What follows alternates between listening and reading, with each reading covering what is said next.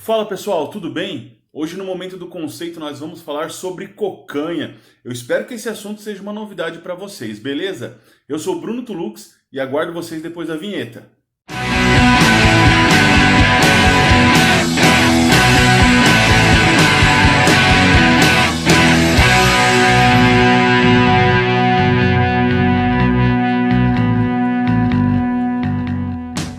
A definição mais simples de cocanha é a que está presente no Fabliau francês, um versinho que diz assim: o nome do país é cocanha, lá quem mais dorme, mais ganha. Porém, nós temos que associar esse versinho e todo o contexto dele ao momento em que ele foi produzido, que era justamente a Idade Média ou o período medieval. É de conhecimento comum que a Idade Média era regulado por alguns princípios ou valores muito bem definidos, que era uma sociedade estamental regulada pela Igreja Católica, então a moral e a ética seriam oriundas dessa religião, né, do cristianismo, e também um sistema produtivo que era interligado com as relações sociais. Então, esse conjunto de fatores não permitiam que as pessoas, que os trabalhadores, que a camada mais popular, mais comum da sociedade, pensasse além. Então, nesse contexto todo de um mundo mais ou menos estagnado, as pessoas começaram a criar imaginários sobre países impossíveis, né? Umas utopias sobre países que eles gostariam de. Esse imaginário medieval buscava contrapor tudo aquilo que era uma verdade absoluta para a Idade Média. Bom, vamos lembrar que o período medieval não era um período de grande fartura, nem de grandes conquistas pessoais, né, para a maior parte da população, e que tudo girava em torno da nobreza, né, do clero e da própria Igreja Católica. Nesse sentido, as pessoas, os comuns, os populares, os trabalhadores, acabavam criando uma atmosfera mítica, um princípio mágico que os levava a esse país imaginário que era a cocanha. E olha que interessante, quando a gente fala de cocanha, parece que é um pensamento que é restrito a uma região, mas na verdade, esse mito de um país fantástico, ele vai existir em várias regiões da Europa e vai povoar o imaginário de vários grupos de trabalhadores de diferentes nacionalidades, de diferentes regiões, transformando assim então esse imaginário europeu num contexto muito amplo e muito complexo.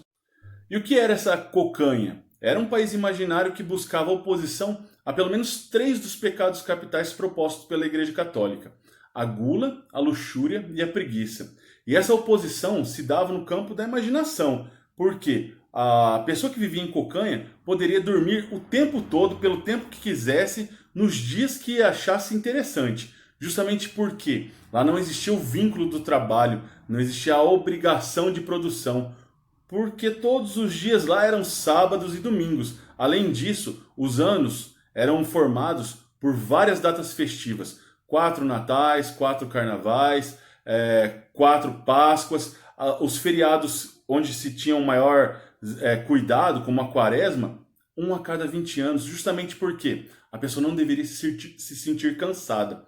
Nesse sentido, buscava-se uma oposição à obrigatoriedade do trabalho proposta pelo sistema medieval. Já a luxúria era manifestada no imaginário contra o matrimônio, já que ninguém precisava contrair matrimônio ou ter as bênçãos da igreja. Cada um poderia manter relações sexuais com qualquer pessoa que quisesse, da forma que lhe bem interessasse.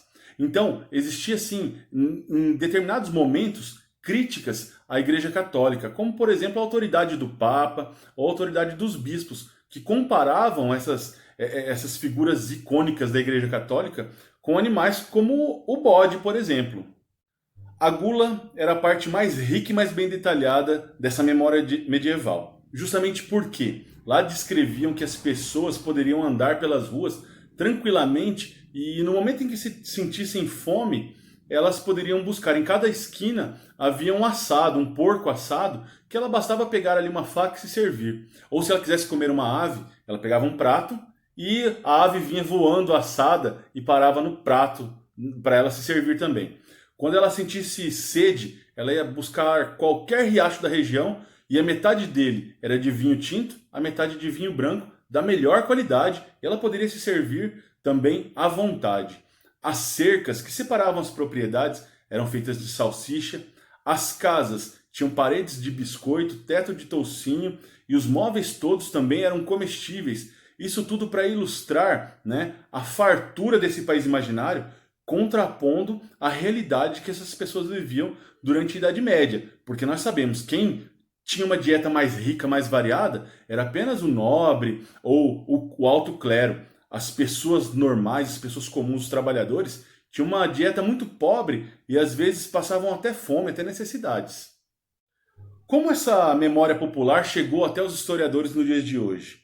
Bom, é importante lembrar que no final da Idade Média, as pessoas passaram a desfrutar de um pouquinho mais de liberdade, né, por conta da própria Igreja Católica, e passaram a expor suas ideias. No caso da cocanha, é uma ideia utópica, mas que faz todo sentido para criar um imaginário que dá até uma situação de, né, de esperança de encontrar um país melhor. Elas começaram a ser difundidas de forma oral no chamado fabliaux, né, que era um tipo de poema que era apresentado publicamente, onde as pessoas recitavam e rememoravam esses versinhos. Eles começaram a surgir mais ou menos no ano de 1159, no século XII, e atingiram o seu auge, o seu ápice, na França, no século XIII, quando eles passaram também a ser escritos. E essa forma escrita, documentada, que chega aos historiadores nos dias de hoje e que é possível fazer alguma interferência, né, alguma relação com relação ao que era pensado na Idade Média que fugia dos padrões da normalidade medieval. Apesar de ter atingido seu apogeu na França medieval, o fabliaux sobre a cocanha também vai chegar a outras regiões da Europa. O caso mais conhecido é o francês, mas nós não devemos descartar também o fabliaux inglês. Por quê? Com esse intuito, né, de lembrar de um país melhor para viver, o fabliaux inglês dizia assim: além do mar, a oeste da Espanha, há uma terra chamada cocanha. E a partir daí ele começa a bendizer todas as qualidades dessa região, no mesmo sentido que é feito a memória popular francesa, né, contrapondo os valores do medievo. E é interessante porque o fabliaux ele vai ser difundido em toda a Europa até meados do século XIV e dá a nós uma dimensão muito grande da difusão desses ideais e de como as pessoas sonhavam com um mundo melhor. Nesse contexto todo de difusão da utopia que é a cocanha, nós vamos ter no século XV da Europa a descoberta, entre aspas, evidentemente, da América, né, que os europeus irão chamar de Novo Mundo e que coincide, olha só, com o que era proposto pela cocanha, porque as pessoas que aqui viviam não se preocupavam com os pecados capitais, luxúria, gula, preguiça, até mesmo porque os indígenas eles andavam sem roupas, né, o que aos olhos dos europeus era assustador, pavoroso.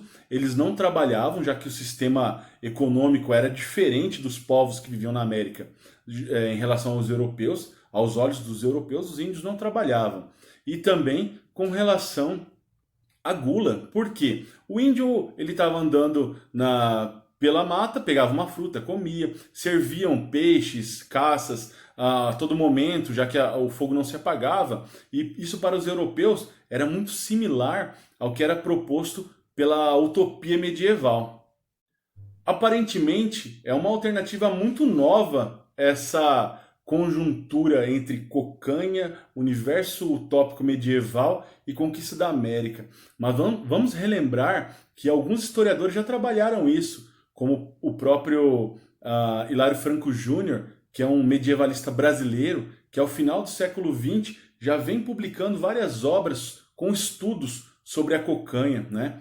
E também o grande Sérgio Buarque de Holanda, que para defender a sua tese de cadeira de História da Civilização Brasileira, propõe o livro que depois foi publicado, Visão do Paraíso, como uma síntese de todas as estratégias utilizadas pelos portugueses para justificarem a sua conquista na América, diante de um cenário totalmente novo, mas que de certa forma coincidia com aquele imaginário utópico que eles haviam tido contato durante muitos anos anteriormente.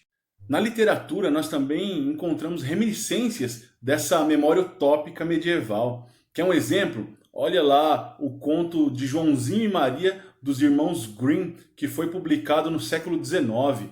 Os irmãos João e Maria, que viviam uma realidade de fome, eles são atraídos para a casa da bruxa através de uma casa feita de doces, assim como retrata o Fabliaux francês, onde a casa também era comestível, né? Então essa memória de um país utópico, ela não vai deixar de existir completamente e em vários momentos da história vai ser relembrada, como eu disse aqui nesses últimos momentos do vídeo.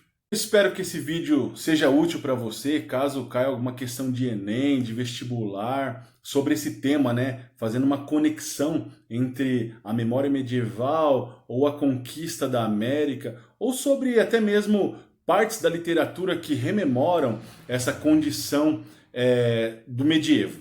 Bom, nós finalizamos o vídeo de hoje. Eu espero que vocês tenham gostado.